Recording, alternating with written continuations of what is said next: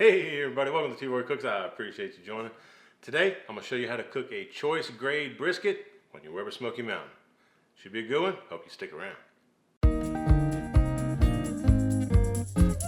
T-Roy's chilling in the backyard grilling, cooking up some barbecue for you. T-Roy's chilling in the backyard grilling, showing you that you can cook it too. Always with a beer or whiskey, but he cooks responsibly.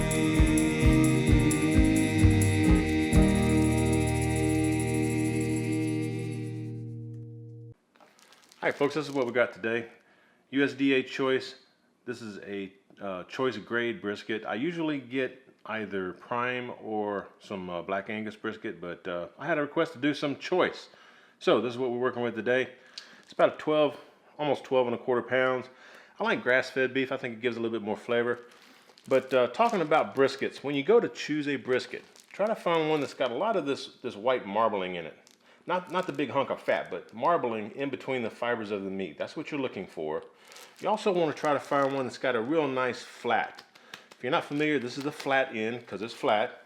This big honking round end, that's what they call the point. This is where you get your burn ends from right here. But try to find a nice thick flat. If you get one that's really thin, it's going to burn up as it cooks. You might as well just cut it off and try to find where it's a little thicker and cook it that way. Usually when I trim these up, I trim them fairly good. This is a 12 1/4 pound, let's say 12-pound brisket. I'm probably going to cut 2 or 3 pounds of fat off, so we're going to wind up with a 9 to 10 pound brisket. That's what we're going to cook. And briskets, when you're cooking about 225 or 250 Fahrenheit, they usually take about 1.5 hours per pound. So when you're cooking, don't go by this measurement, this weight on your tag, because you're going to cut 2 or 3 pounds off here. Go by the weight of the brisket after you cook it. And again, guesstimate 2 or 3 pounds. Also, when you're choosing briskets, try to find one that's flexible. It almost folds over on itself, folks. That's what you need right there. That shows you that's going to be a nice tender brisket. All right, now I'm going to get this thing cut open, and we're going to trim the brisket up. If you're not familiar with how to trim a brisket, I'll put a iCard up in the corner for you. I've made a video specifically trimming briskets. Y'all check that out if you haven't already. We'll meet y'all outside when we're firing up the Weber Smoky Mountain. I'll show you how to do that next.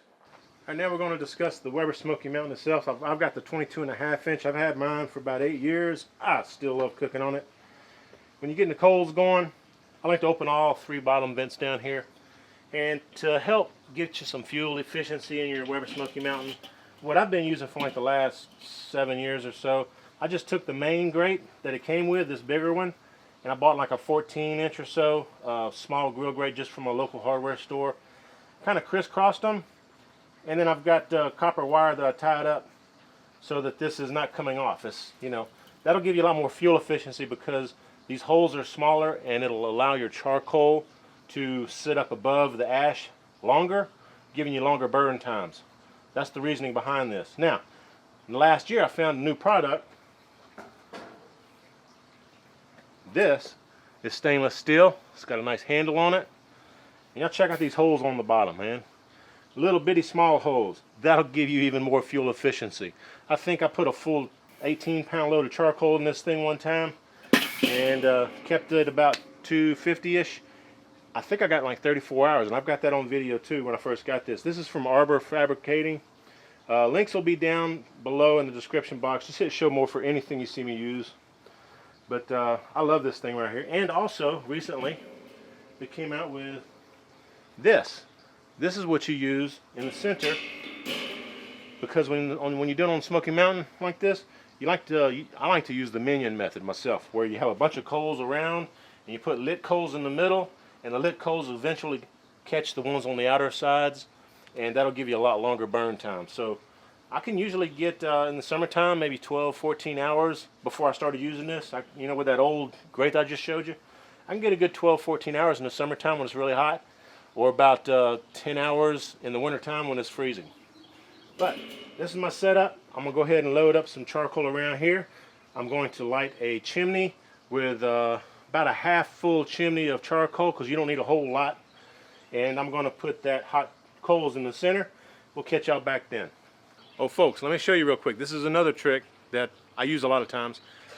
This is the normal way you use your chimney. You know, put your chimney full of charcoal up here, light it from the bottom.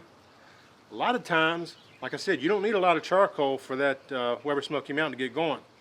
You fill this thing halfway, like I'm fixing to do, or better yet, fill this bottom side with charcoal briquettes and light it from the bottom. Actually, what I do, this kind of got a cone in the middle here, so I'll just put one of those fire starters down in there, and then I'll put some charcoal on top, light it from the bottom, and you got about that much charcoal. That's really all you need, folks. But we'll catch y'all back shortly. Just wanted to share this little tip with you. All right, so I used about a half a bag of that Kingsford Blue in here. I've got some left. If I need to add some more later, I will, but I don't think I will. That'll usually give me about a 10-hour cook with half a bag on this this charcoal basket I'm using here. All right, my charcoals are hot. Go ahead and pour them in the middle. Like that. If you get a few stragglers, that's fine. And so I got my charcoal added in the center there, and it's just going to slowly burn out like that. My vents are here, here, and here. Got 3 chunks of pecan wood, or pecan, however you want to say it. I like to put my wood my chunks, not chips. I like to put my chunks near my vents. And that's going to give us a nice long burn. Let's go ahead and throw the middle ring on. Got the middle ring in there. There we go. My water pan going in. I'm going to fill this with water. That's the way I like to do it. But, you know, if you don't want to use water in your water pan, use some sand, use some ceramic briquettes, put some foil in there if you want to help the grease clean up. However you want to do it. There's more than one way to cook this, y'all. I'm just showing you one way, and I don't do it this same way every time. The brisket is still inside, just resting with the rub on it. We're going to let this baby come up to about, this Weber Smoky Mountain come up to about 250 Fahrenheit, somewhere in that range. If it fluctuates between 225 and 275, I'm fine. But we're going to try to get it up to about 250. Then we'll bring the brisket out here. We'll be right back. Okay, just wanted to show you my water pan. It's kind of leaning this way, so it's more full on this side. But it's about 3/4 of the way full. That usually lasts me a good 10 hours or so on the water. I'll go ahead and throw on my grill. Let's get it warmed up, and then I'm going to spray it down and scrape it down because it's got a little rust on there. All the bottom vents are still wide open. So once the temps on the Weber Smoky Mountain start getting up to about 220, then I'm going to start closing those vents down about halfway. And from there, I'm just going to keep monitoring, and as it gets closer to 250, I'm going to keep closing down some of those vents.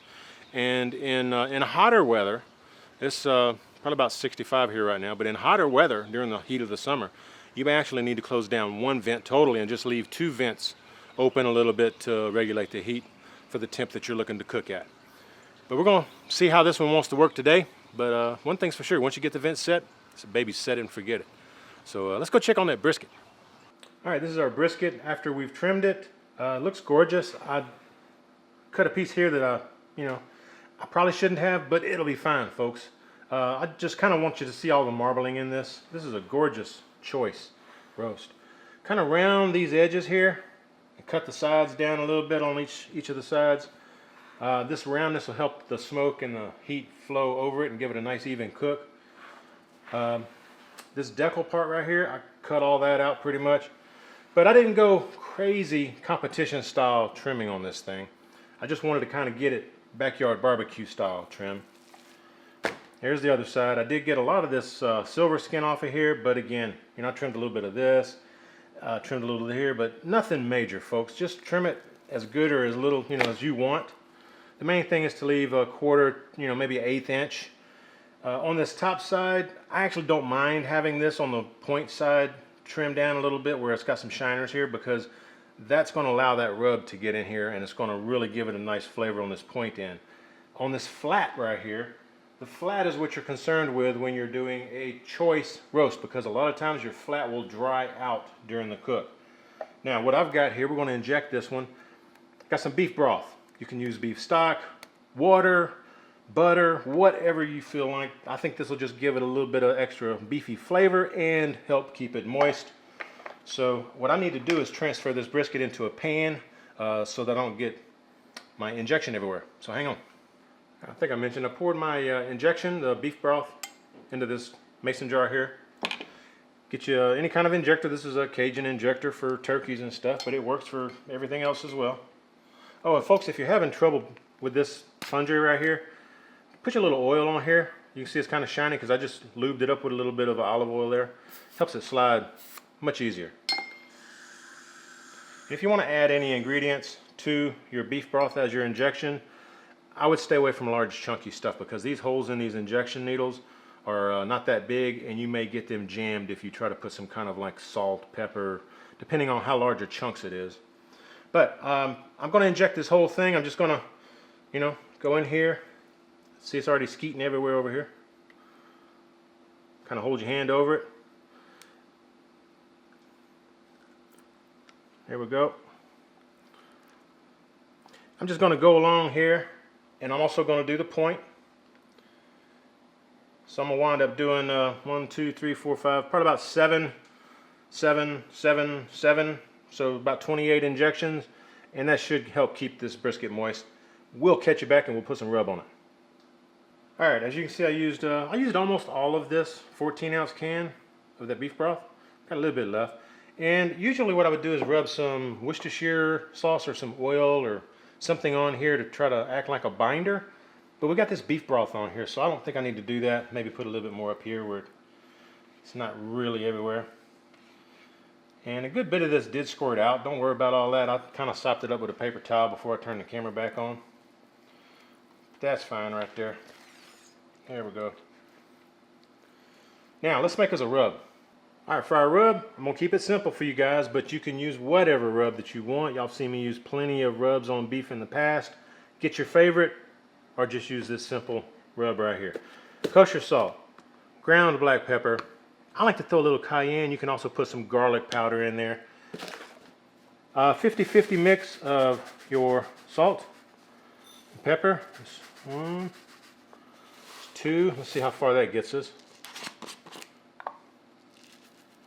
1, 2. I like a little bit more pepper. Maybe a 60-40. And this is coarse ground from Fiesta. It's actually a little too coarse. I wish it was a little ground up, just a little bit more.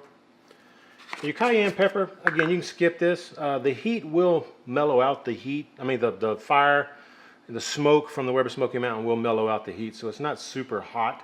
I like to just put a little bit, maybe a teaspoon, you know, like that. Not much, folks. Be sure and wash your hands. But we're going to get this a nice mix. We're going to get our brisket back up here. We're going to rub it down real good and pat it in. Let's do that. All right, man, I can't believe how good this brisket looks. It really does look good. This is the fat side, so I'm going to cook fat side up on my Weber Smoky Mountain. I will explain that when I get out there. So I need to do this meat side first with the rub, because I want to finish putting the rub on the side that I'm going to leave up. So let's just go ahead and put this salt, pepper, and cayenne pepper rub on here. And like I said before, the brisket is a big old hunk of meat, so you can coat it down really, really good, guys. If you want it to rain, just bring your hand up a little higher. It'll rain it on there more evenly, however you feel like doing it. There we go. Pat it in. You see how big these chunks of pepper are? I wish it was ground just a little bit more. But you don't want to put table grind on there. That's too fine. All right, we're going to do this side. And folks, we'll meet y'all out at the Weber Smoky Mountain here shortly. All right, guys, we're deadlocked here on 250. It's been holding like this for about 15-20 minutes, so I think we're good to go. Top vent is fully wide open, as it always is when I cook. And getting it up to temp, I always leave the top vent wide open, guys. Bottom vents, I've got I got one of them almost all the way closed, and 2 of them about open like a number 2 pencil, about that thickness. About a 1/4 inch or so, if that. Got my grill grate in there, water's in there. I sprayed this down, scrubbed it real good, get all the barbecue sauce and stuff off. There we go, my brisket. We're going fat side up. My reasoning for that is I like to put the fat cap facing the heat. On the Weber Smoky Mountain, the heat's coming around that water pan and coming up the sides. So heat on the bottom, coming up around the sides, hitting the dome, bouncing back down. The heat's coming from the dome lid area. That's why I do it this way. If you're cooking on a Weber Smokey, if you're cooking on a grill or something where you've got an indirect heat like over here or over here, put your fat cap down, guys. That's fine. Or if you're doing some kind of other indirect cook, fat cap down or offset, you can cook fat cap down because your heat's coming through the baffle plates on the bottom side of your cooking chamber in an offset. On the Weber Smoky Mountain, I do like going fat side up though. Plan on letting this baby go for maybe a couple hours or so, and we'll check it, see if it needs spritzing, and bring it back if that happens. Otherwise, we're going to let this baby ride until we get to around 160 internal Fahrenheit. That's usually when it starts getting into the stall, and we're going to wrap it. All right, for you guys out there that like to time your cooks, which no two cooks are the same, no two pieces of meat are the same, so they cook at different rates. But if you're into cooking by time, folks, it's 9:30 a.m. my time, okay? Hopefully I'll remember to show you what time it is when I pull this baby off. But it's about 9:30 a.m. my time right now. We'll be back in a little bit. All right, guys. 2.5 hours in, we're still holding 250 Fahrenheit. Gotta love the Weber Smoky Mountain just for that simple fact alone. Set and forget it, baby. Love it. All right, there's our brisket. It's looking pretty doggone good. Looking real nice, in fact. I don't think I need to spritz it yet. Maybe another half hour to an hour. I'll spritz it. But you see it's pooling some liquid here and here. I'll show you a little trick I learned from my buddy Harry Sue. I think I've shown this on video. Get you some chunks of wood. Alright? Put your chunks of wood under your brisket. Like that. Like this.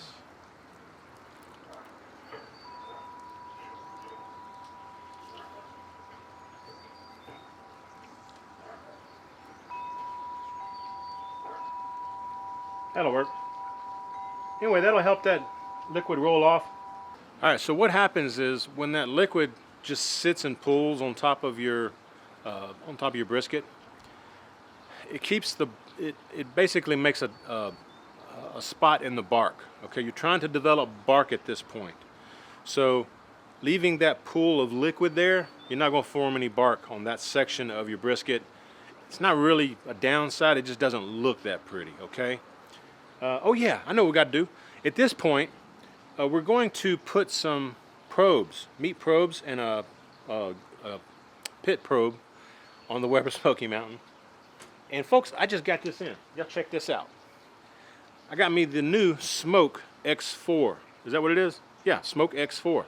ThermalWorks, man. Y'all know I love my ThermalWorks smoke. This is the new model. It's got 4 different probes you can put in there, and it's good for like 1.25 miles or something like that. Line of sight, no obstacles. So it's got a lot better range than the old Smoke, is what I'm saying. But again, link will be down below if you're interested. All right, now when you're putting your meat probe on, you just kind of want to sit it kind of where it's kind of in the middle, I guess. I mean, this is all pretty much going to be close to the same temp, so it's not that big of a deal. And I've got mine set up for the first probe. See the probes on the side here? The first one I have set up for the temperature on the Weber Smoky Mountain. This thing will stay in there. Come on now. Have to stretch it out a little bit or something. There we go.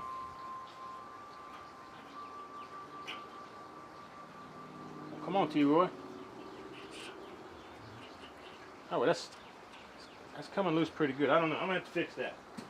Now, usually, using my ThermalWorks Smoke, the original, I'd only have 2 port probes. But I've got 4, so I'm going to use 1 for my flat. Oh, let me show you real quick, too. These probes, they read about that far on the end right there, okay? So what you want to do is try to stick this middle part, especially this very tip right here, it kind of bevels right here. This very tip needs to be in the center of your brisket. Something like that. I'm going to make this probe number 2.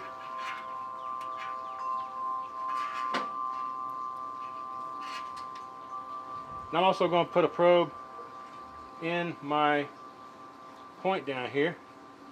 Yeah, let's go from this side, folks. I think that'll give me a little bit better. Yeah, something like that. So I've got readings from my point and my flat and from the Weber Smoky Mountain. And we'll make this port number 3. Let's fire that baby on. On switches on the back.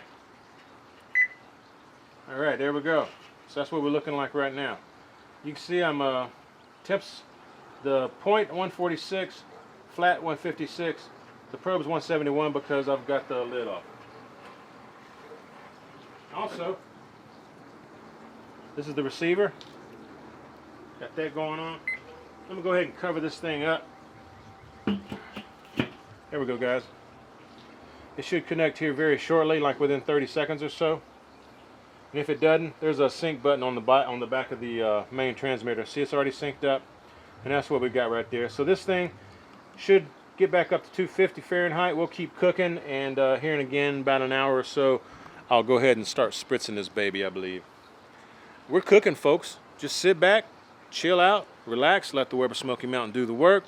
And I know y'all got some questions. Let's go answer some questions for you, because I get these questions all the time from my fans. So let's go hook you up with some answers to some questions about the Weber Smoky Mountain and cooking brisket. All right, so this is just a little quick Q&A. I mean, this is kind of like my Thursday chat. If you hadn't checked that out, check out my playlist on my Thursday chats, and I'll be starting that up again soon for you guys. This may make the video a little bit longer than usual, but these are some important answers to questions that I often get. So newbies starting out, folks, you know, you just got your Weber Smoky Mountain, trying to figure it out, how to cook brisket stuff. So I get these questions quite often. I just thought I would include it in this video, even though it's a little bit longer. You can always fast forward through the video if you don't want to, you know, if you want to skip this section or something.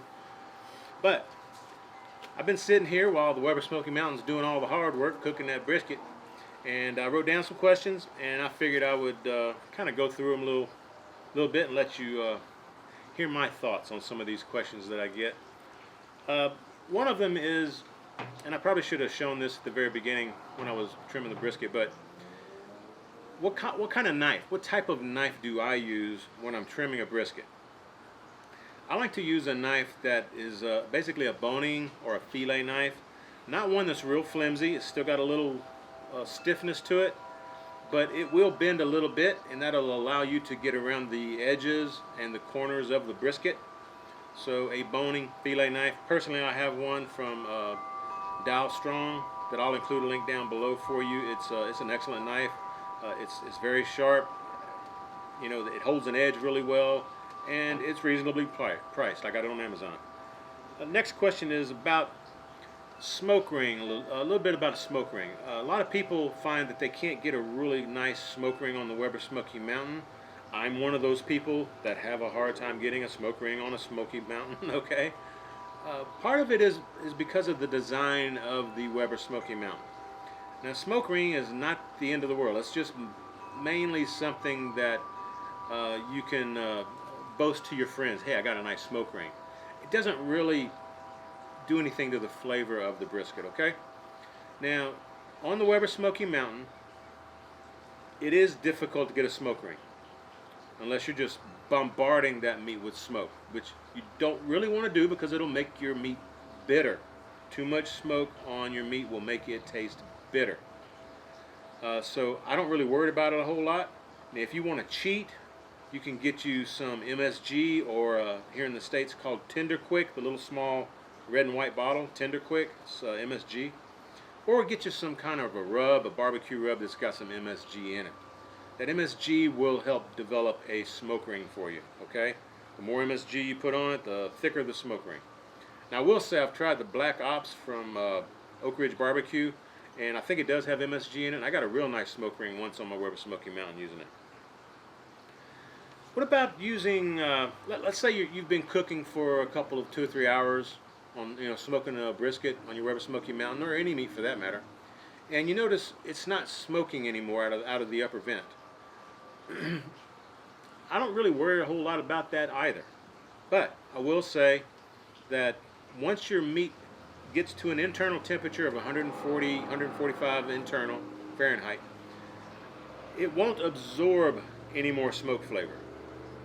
But having smoke continually through the process of smoking your brisket or other meats, that will enhance the bark, because that smoke, the particles in the smoke collect inside that cooking chamber, inside the upper lid of the Weber Smoky Mountain, along with the moisture, and they attach to your brisket or other meat, and that helps form a nice bark.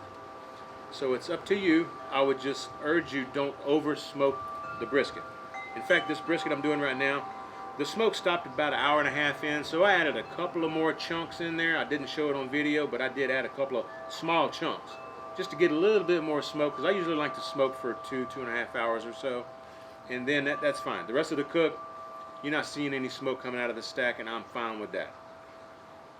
Try it out and see yourself, though. And also, too, I use 3 chunks of wood, like fist-sized chunks is what I'm talking about. 3 fist-sized chunks of wood when I'm smoking a big roast like a brisket or pork butt or something like that. If you're smoking something like chicken, fish, especially something that is light, you know, and not, it's not a roast, pork chops, you know, stuff like that, you don't need a lot of smoke. Maybe put a chunk or 2 at the most if you're doing a thinner cut of meat, okay, or even a steak, you know. What about temperature fluctuations? Well, you know, the Weber Smoky Mountain burns charcoal briquettes. Now, you can burn lump wood in it. You can actually burn real wood in it, which I rarely do. But I have used it when I want those higher temps. I will use lump charcoal to get the higher temps. Like if I'm cooking chicken and I want to crisp that skin up at 325 or 350, I'll use lump charcoal. That'll help you get those higher temps. Normally, though, I'm just using Kingsford Blue, just regular charcoal. And you will get temperature fluctuations because the briquettes, even though they do burn more evenly than lump charcoal, you will still see some fluctuations. A lot of that has to do with how the briquettes are compressed and the ingredients in the mixture that they're making the briquettes out of. You know, sometimes they burn more evenly than other times. So it's kind of hit and miss, but usually they won't fluctuate that much. You'll get a lot more fluctuation if you're using some lump charcoal, because it definitely burns unevenly. It's actually, you know, wood. And if you're using real wood, for sure you're going to get fluctuations. So bear that in mind as well. I would just learn how to use your Weber Smoky Mountain using Kingsford or Oak Ridge. You know, some other B&B is a good one. Use some other type of briquette that's charcoal briquette instead of lump. Learn your Weber Smoky Mountain, and then you can start tinkering around with it and, you know, adjusting vents on it and using other types of fuel on it. What about spritzing? Spritzing depends on the meat that you're spritzing, but I'm doing brisket. Let's just talk about brisket here. Usually I like to spritz when the rub has set on the brisket or on the meat. And to test that, just simply put your finger on the meat, and if you pull your finger up and you've got some rub on your finger, it's not quite set. Let it go a little bit longer before you start spritzing. And that's usually going to be, for me, like the 2 to 3 hour mark. Like a while ago we checked that brisket and it still looked wet on the surface in a lot of places. In fact, we got the pools of liquid that we need to let dry out. So I'm not spritzing it yet. I'll wait another 30 minutes or so. It's been about 30 minutes since we looked at it. So just in the 2 to 3 hour mark, that's when you probably need to start spritzing if you want to spritz at all. Some people don't. Spritzing, sometimes if the bark's not set, it will wash your rub away. Leave it bare meat there. And if you do spritz, oh, I wanted to mention this. If you spritz, you can use water. You can use beef broth. If you want to get a little bit darker bark, use some spritz, like some fruit juice that's got a little bit of sugar in it. A regular fruit juice, apple juice, or I like to use like a cranberry, pomegranate, or cran apple, something. I personally like to use something that's a little bit darker in color, like a grape juice would work. But that'll darken the bark on your brisket because it's got sugar in it, and it'll also give your meat a little bit sweeter flavor, which some people like, some people don't like. Today, I think I'm just going to go with some water because I just want to get that beef taste, okay? But we'll see. I may change my mind, which I do often while I'm shooting videos and cooking. To wrap or not to wrap? Well, usually I don't wrap unless it's a cheap cut of meat, like this choice brisket I'm cooking today. If you're using some Black Angus or some Wagyu or some USDA Prime or some higher, well-marbled cut of brisket, you don't really have to wrap unless you're just wanting to speed up your cook. Wrapping speeds up your cook. Okay, it may drop it from an hour and a half per pound to more like 45 minutes to an hour per pound during that time it's wrapped. And also too, talking about wraps. If you are wrapping, whether it be foil or butcher paper, I prefer butcher paper if I'm wrapping a higher grade of meat, because all of the fat that's rendering out, that fat will absorb into the paper, and it'll still allow smoke and heat to pass through and allow steam to escape. If you're wrapping in foil, you're going to have, your bark's going to be soft because you're basically steaming the brisket. You're steaming your meat. So your bark is not going to be firm at the end unless you open the foil up and let the heat from your cooker firm that bark back up. And if I do that, I'll usually, about 185, 190 Fahrenheit internal is where I'll peel the foil back a lot of times, and that will firm the bark back up somewhat, not like it was when you first foiled it, but that will help. But in my opinion, paper is probably the best way to go. Also, I was mentioning paper is the best way to go if you're doing a higher grade of beef. If you're using like choice or select, then I would wrap in foil, because you're retaining those juices from your brisket, and when it's finished cooking, it will absorb back some of those juices. So even though you're steaming it and your bark's going to be soft, you are basically saving the juices that the brisket had to begin with, because choice and select briskets, they don't have a lot of marbling, they don't have a lot of fat to render out, and that's a lot of times why they turn out dry unless you inject them. I'm hoping this one turns out okay, but every brisket's different. You never know until you cut into it at the end. Grade of brisket versus the time that it takes to cook. That's a good question. I mainly use USDA Prime brisket. Now sometimes I do use Black Angus, which is similar. If you're using one of those higher grades or even Wagyu, you're probably going to look about an hour per pound to cook it at about 225 or 250 Fahrenheit. And the reason it takes less time than your select and your choice, which take about an hour and a half per pound, is because your brisket is so well marbled. It's got so much of that fat, that soft fat that'll render out while it's cooking. That fat, as it heats up the inside of your brisket, and that's one reason that it cooks faster. So higher grades meat cook faster than the lower grades meat. So if you're cooking, let's say Wagyu, and you're shooting for an hour and a half per pound, you're gonna find when that hour and a half per pound time is up that your brisket is falling apart tender because you overcooked it. Always use some type of thermometer to probe your meat. If you don't have a meat probe like this ThermoWorks Smoke or one of the other ones that are out there to constantly monitor the meat, at least get you a fast read thermometer. I use the Thermopin to double check everything myself, and I get a reading in like 3 seconds. But use some kind of an instant read type thermometer to periodically check the internal temp of your meat if you're not using a regular meat probe like the ThermoWorks Smoke, okay? But you don't want to overcook it. Well, maybe you do if you want chopped beef sandwiches. But if you want it sliced, nice slices, you don't want to overcook it.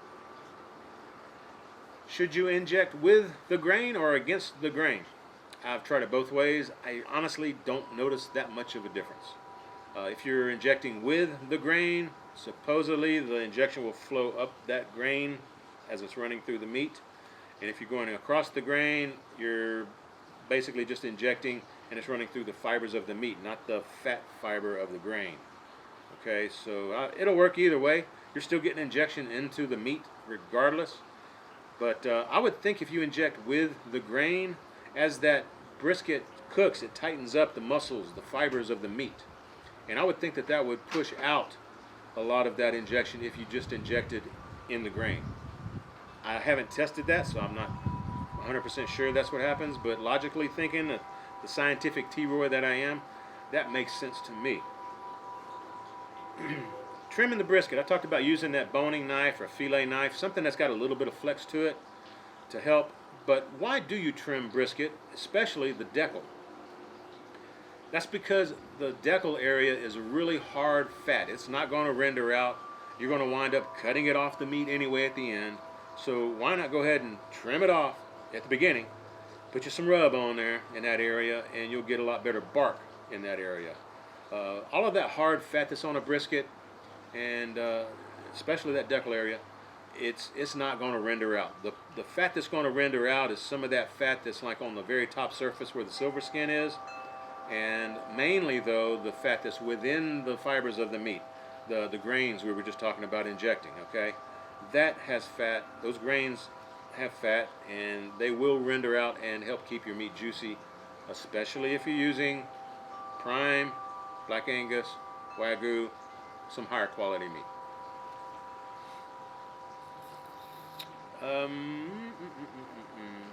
Oh, why do you smoke at a low temp, like 225, 250 most of the time?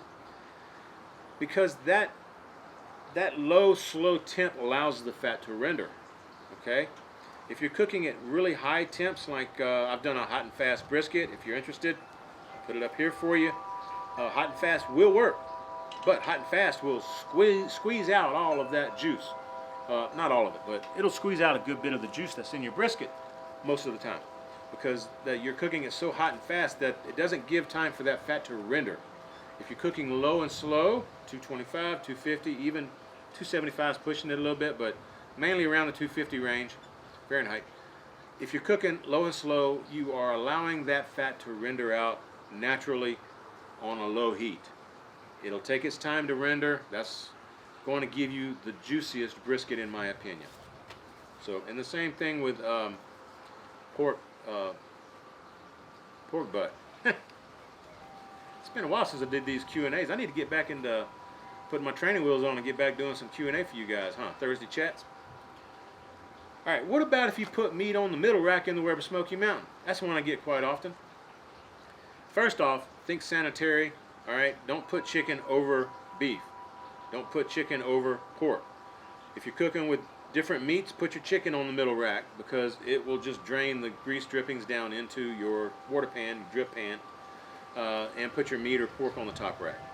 Now, I will say that the rack that's just above the water pan, that middle rack on the Weber Smoky Mountain, in my Weber Smoky Mountain, that middle rack ranges about 25, 30 degrees lower in temp than the top rack.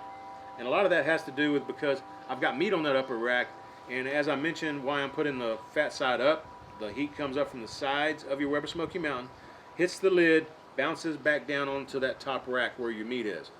Now, if you've got a big chunk of meat up there, like a roast, like a chuck roast or a brisket or a pork butt, that's going to absorb a lot of that heat, and then some will follow around the surface of that meat and go down to the lower rack, and you are getting some heat from beneath the water pan that's heating up that water, and it's giving you a little bit of heat from the bottom side as well. Usually, that bottom rack, the middle rack in your Weber Smoky Mountain, is going to be about 25 degrees less than the upper rack, though.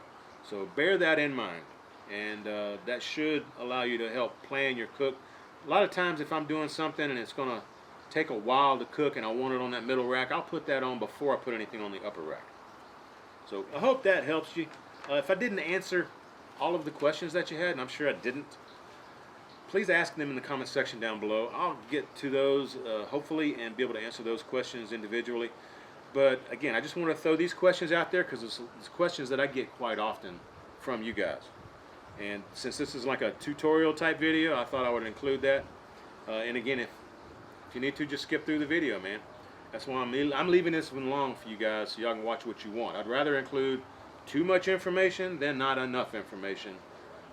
There's a bunch of newbies out there, and the Weber Smoky Mountain's a fantastic smoker. Folks, it's almost time to go spritz this brisket, so let me get this camera shut down. Let's go ahead and spritz the brisket. Cheers to you, and we'll catch y'all on the flip side.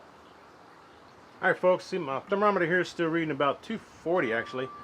Thermalworks Smoke says 250, and that's fine. You know, I'm not worried about that much of a difference. Internal on the flat, 157, 151 in the point. Let's check on it. see where we're at. And if you're cooking for yourself and not doing video, try to not leave the lid off very much. I'm gonna go ahead and just spritz this a little bit with just plain water, folks. I just got plain water here. I'm just putting a little bit of spritz on here, not a whole lot, because it is still pretty juicy. There we go. And we'll let it keep cooking. We're about 3.5 hours in right now. We're gonna spritz about every 30 to 45 minutes. So I'll bring y'all back when we're ready to wrap this thing, which won't be too long, because we're already at 157, 151. So we'll be wrapping soon. Oh, one thing on this ThermalWorks Smoke 4, X4. Yeah, Smoke X4. I like that it's got a flat bottom. The original Smoke, the receiver had a curved bottom, so it was hard to sit on a tabletop or something like that. This has a flat bottom, and it's got magnets on it. And the magnets on the back of the main transmitter as well, so I like it. And it seems to work pretty good. We'll be back wrapping the brisket shortly. All right, guys, about 4.5 hours in. My Weber Smoky Mountain's dropping in temp. The brisket has been holding about 157 here and about 153 here for the past, I'd say about 20 minutes or so. So, or maybe even more for the flat. But I'm thinking it's in a stall, so I need to go ahead and wrap it. But I need to worry about this temp real quick here. The temps will fluctuate up and down a little bit, but it's steadily going down, which tells me that that vent on the back side that I had closed down pretty good, I need to open that vent up so those charcoals will start getting lit up. So I'm going to open that about halfway, and I may open up some of these front ones here just about halfway. And if I need to add some more charcoal, I will later. But for right now, I'm just opening up that one vent and maybe opening up one of these other vents I have kind of partially closed down. See if we can get the temp back up around 250. And let me show you the brisket.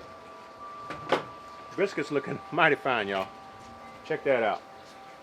Don't that look good? Oh yeah, baby. See if I can zoom in on that for you real quick. Check that out, man. That's looking nice, y'all. Got a real nice bark on it. And I haven't spritzed it anymore since the last time y'all saw me spritz it. I don't think it needed it, so I just didn't spritz it. But what I'm going to do, and I still got plenty of water in the water pan. What I'm going to do, I'm going to take this brisket and get some foil, and we're going to wrap it for you. Be right back. All right, guys, I got some heavy duty aluminum foil, and basically what I did a double length of the brisket. So I've got this extra hanging over here, folded it in half, and I made a little crease here so I'll know where to place my brisket. Let's get the brisket. Oh, I'm doing shiny side inside too, because the that'll help not reflect the heat away. That'll help reflect the heat back in towards the brisket, help it cook faster. That's my reasoning behind that. Let's get this brisket. I'll tell you what, that brisket is looking mighty fine, y'all. Really, really looks good. Juice is running everywhere. Oh yeah, baby. Now, push that down towards where I got the crease. That's halfway. It's a little trick I learned from Harry Sue, by the way. And what you want to do is make like a little pocket.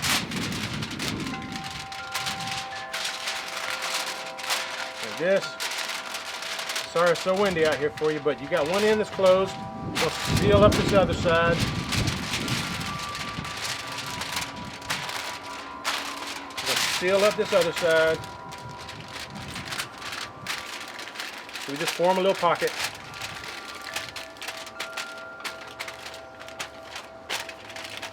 Something like that. Get it pretty tight.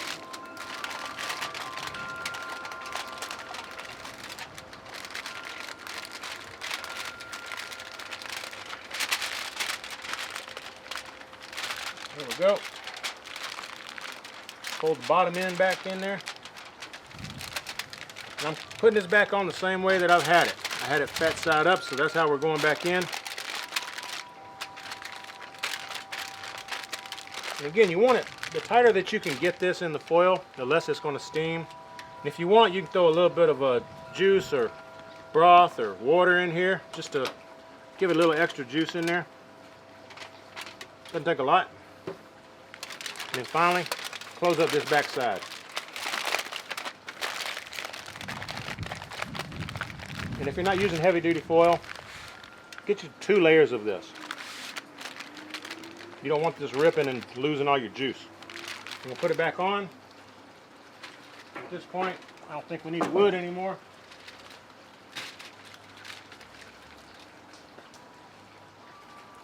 I'll put my probe back in my point. Put my probe back in my flat. Still got my meat probe right there.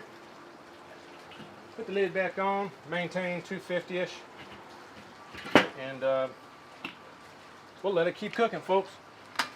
All right, guys, quick little update. I just wrapped to put that brisket on, as you saw, but check out these temps. My Weber Smoky Mountain temp is climbing pretty good. That's because I had that lid off for quite a while. And what I'm gonna do, I'm gonna close that back lid back down where it was, about halfway, quarter of the way, something like that. See if I can regulate it and get it back down to about 250 for the Weber Smoky Mountain. Also, the flat and the point temps, when you're wrapping your briskets and you take those probes out, you wrap it, put the probes back in, a lot of times you don't put those probes exactly in the same spot you had them. So if you're putting your brisket back on, put the probes back in, and you're seeing a lot lower temps, maybe you put the probe back into a different part of the brisket. It happens. Don't worry about it. Just leave your probes where you put them, let them keep going. The brisket's going to cook in the end, and at the end you can always check with the instant read thermometer like I mentioned in the Q&A. If y'all missed that, check it with an instant read thermometer. See what different parts of the brisket are probing before you actually pull it off the smoker. So let me take care of this vent down here, see if I can get this Weber Smoky Mountain down 250-ish, and we'll keep on cooking. And also too, the stall, if you're not familiar with that, the stall happens, and they call it a stall because the temps do not rise. If they rise very, very little, very, very slowly for sometimes an hour, sometimes 2 or 3 hours. Each brisket's different. Just don't be concerned about it. Let it stay in the heat. Let it keep cooking. It'll be fine. Eventually, it will come out of the stall, and you will see the temperatures internally on the brisket start rising again.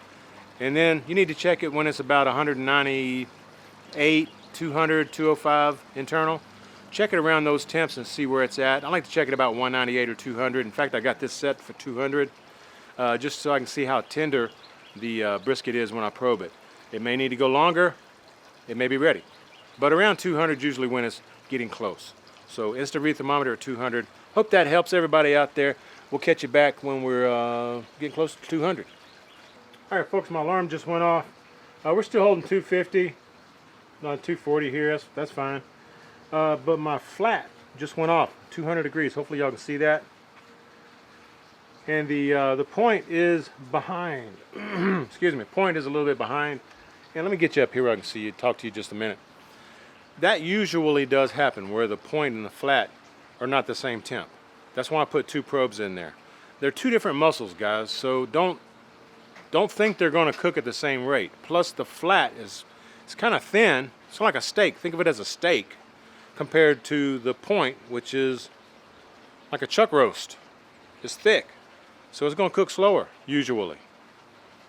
Depends on the brisket, but for the most part, flat's going to cook faster than your point, in my experience.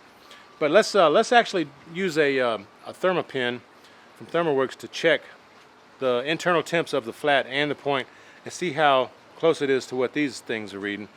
It could just be that I have my probe for the flat in a pocket of fat or something, and the same thing could be true with the point. If you get your probe stuck into fat, it's going to read higher than what the meat's actually reading because the fat's going to be hotter than the meat. Which again is why if you got a Wagyu, Prime, Black Angus, that fat within the meat is going to help it cook faster. Oh, and another thing too. Let's see where we're at on the clock here. 3:22 p.m. So we're almost 6 hours. We're like, what, 8 minutes from being 6 hours in? This thing's cooking faster than I thought. Let's put the instant read thermometer on and let's check it out.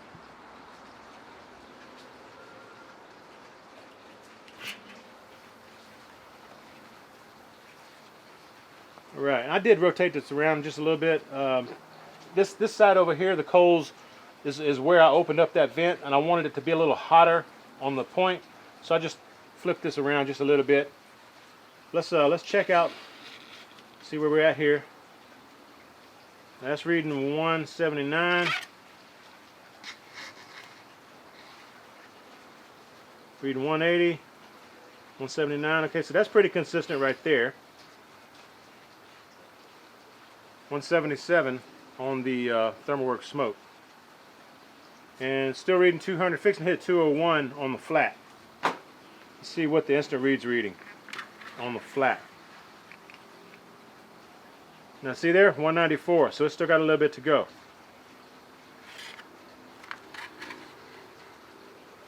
And I can feel, just putting the probe in it, it's not quite feeling like melted or room temperature butter.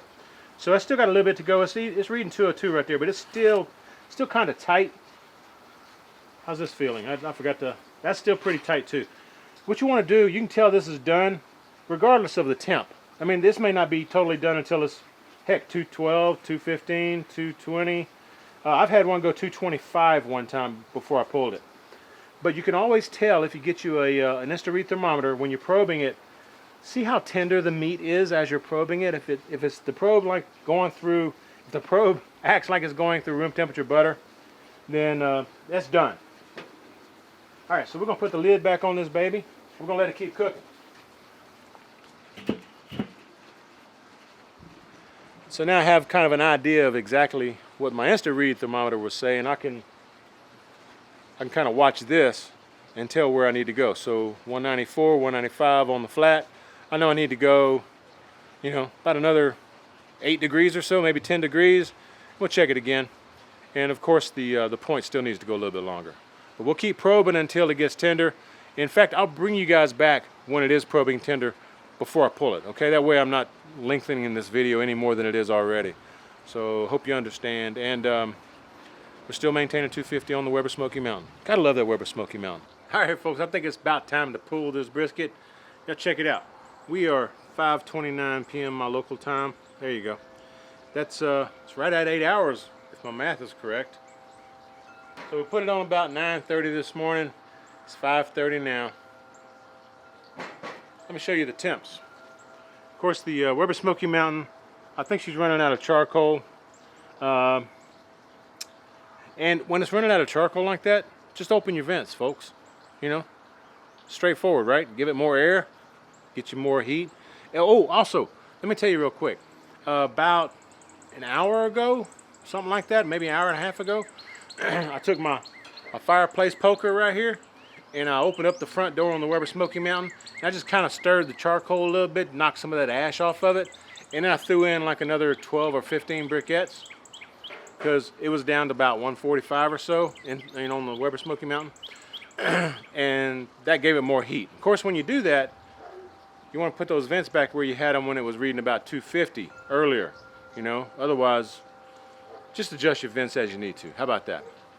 Again, this is going to be a long video. Hope y'all stick through this.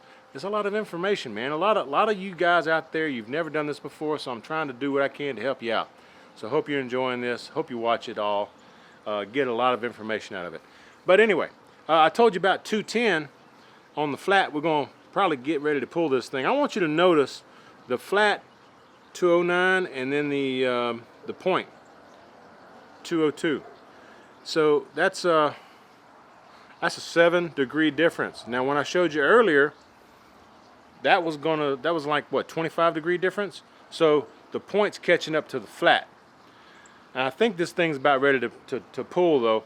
I actually probed it maybe half hour ago, 45 minutes ago, and it was probing pretty tender, but I think it could use a little bit more. That's why we're pulling it right now. Let's open this baby up and see what she probes like right now.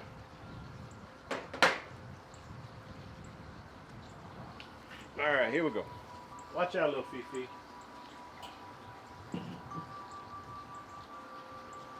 I know y'all probably can't see my thermopin here, but let's just check, see what we're going. All right, it's probing pretty doggone tender, folks. Still got a little bit of tug, but not much. And I'm reading internal of 204 at that point anyway, and 202.7 on the Thermalworks. So again, it depends on where you have your probe for the meat probe. And let's check out the flat. The flat's probing real nice. Hopefully I didn't overcook it. Flat's probing real nice. And where I'm poking it right now is 204. So the flat and the point are pretty close, all right? So again, at the end of your brisket cook, don't go by the temperature, don't go by the time, go by the feel when you probe the meat. It needs to be probed like the probe is, it needs to be tender like the probe is going through room temperature butter. That's your sign, okay? Now what I'm gonna do, put my gloves on real quick. And what I'm gonna do, I'm gonna take this brisket, I'm gonna put it on a cookie sheet pan over here. Pull my probes out. There we go. And yeah, I got my cookie sheet over here. Ready to go. Get you some gloves that'll go and protect you. This thing's hot, folks.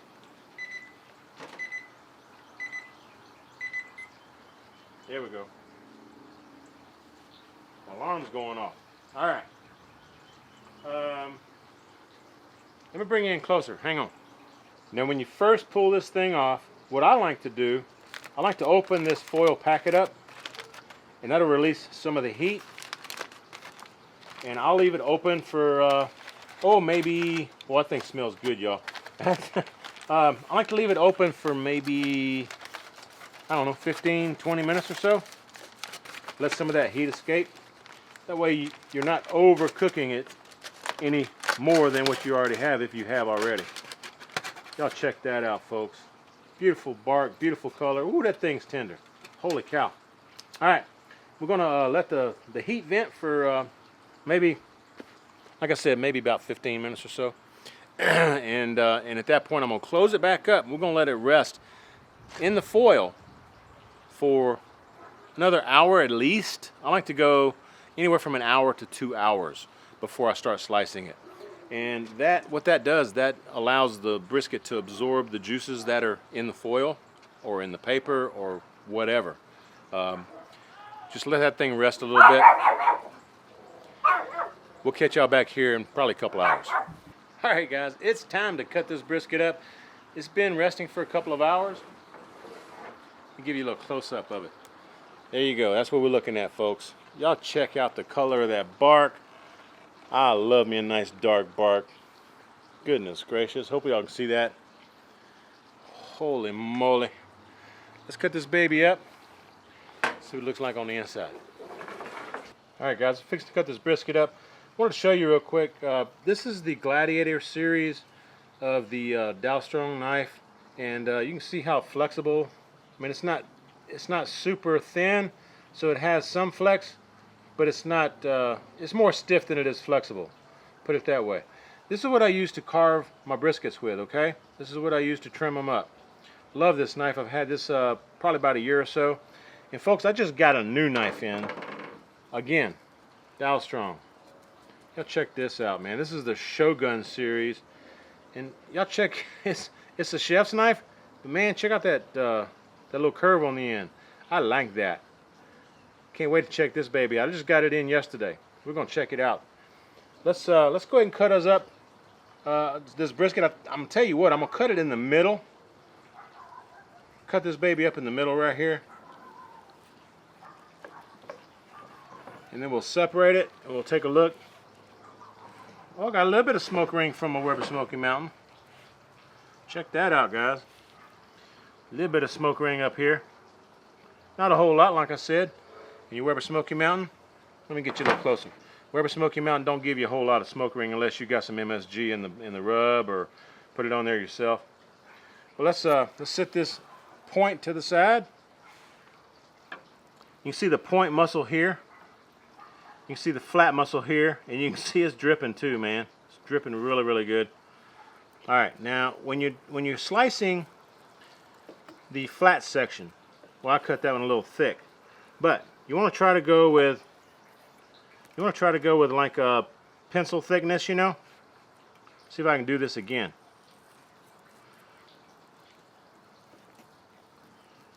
There we go. All right. Now I'm going to cut this section of the point off. Let's put that back over here. Let's check this out. There you go, folks. There you go. Bend test. pull. Look at that. I'm telling you, you can do this at home, guys. You can do this at home. Okay, so we got some slices there to eat, some pieces. Holy cow. I mean, everybody squeezes right there because it's the fat that's rendered out and makes a nice juicy thing down here, but I'm telling you what, this is some juicy brisket, and it's because we injected it.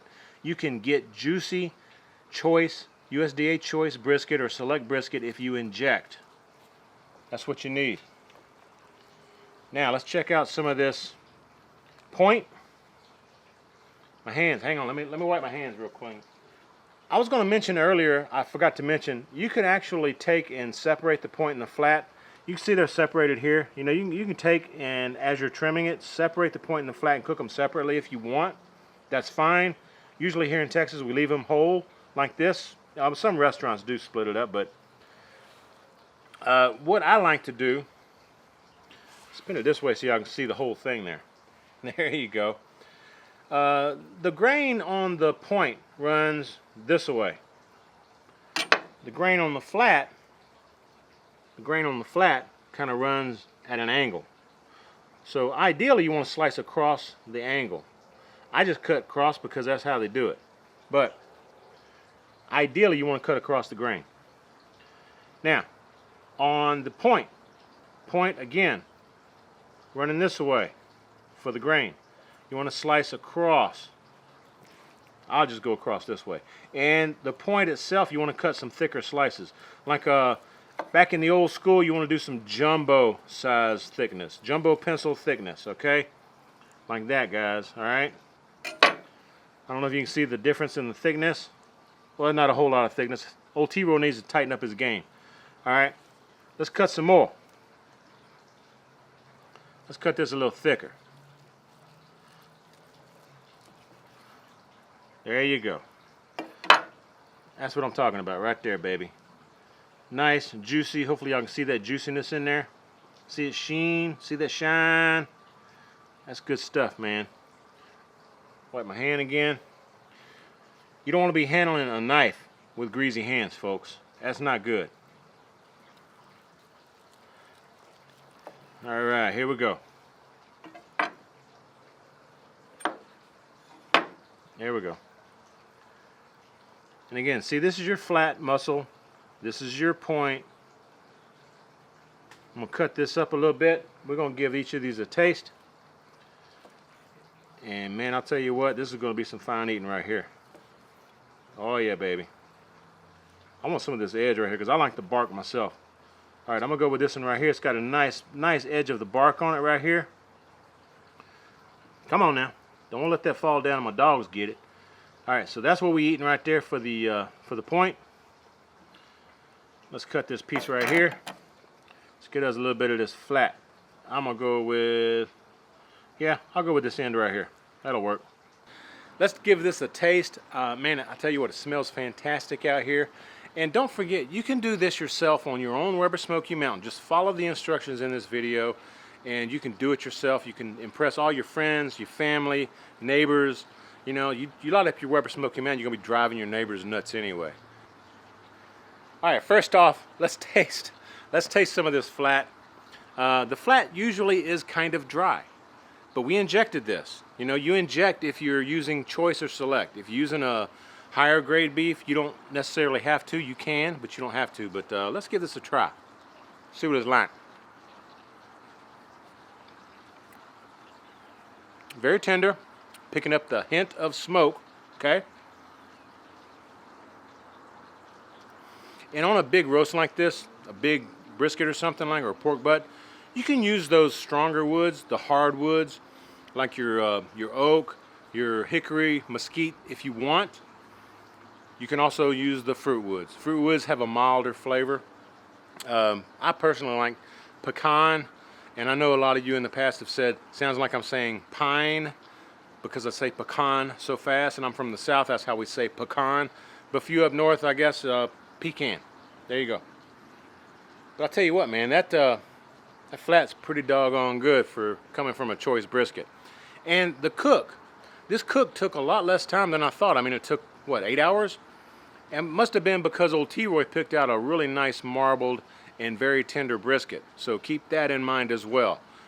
The more marbled you can get the brisket, the better it's gonna, the faster it's gonna cook and the better the flavor will be usually. But man, you know I love my bark. I like these dark barks. I even wrapped this and it still looks fantastic. It didn't look this good when I first wrapped it, you know, but let's give this a shot. This is a part of the point right here. My God. That's so succulent, so good. Oh man. I wish I could taste this. And you can if you cook this yourself. Follow the instructions in this video. Again, I'm sorry it's so long, but I just wanted to include everything that I could ahead of time so that you can go back and rewatch it when you're doing your own cook on your own Weber Smoky Mountain for a brisket. Thanks for everybody who asked for me to do another choice brisket on my Weber Smoky Mountain. I hadn't done it in a long time. Again, I usually use the upper grades of beef, but a lot of you can't, you don't, money budget wise, you can't afford the upper grades of beef. So this is choice. Be sure and follow the instructions I did in this video though, and you will not go wrong. You'll impress your friends, your family, your neighbors. Neighbors will be looking over the fence saying, man, what's that smell? What are you cooking today? This happened to me, trust me. But I hope you all enjoyed this. Cheers to all you guys out there. If y'all enjoy this kind of stuff, y'all give me some thumbs up. If you're not subbed yet to old T. Roy Cooks, I hope you go ahead and subscribe. And hope you're enjoying this new camera. It's actually, sun's already set. It's getting pretty dark out here, but hope you all enjoyed this. And hope you share the video. When you do, please tell all of your friends that T. Roy cooks responsibly. And by all means, enjoy your cook. Have fun with it. Let the cooker do the work. You just sit back, chill out, and enjoy a nice day. Cheers to everybody out there. We'll see y'all next time. Hope you enjoyed it. Cheers, everybody.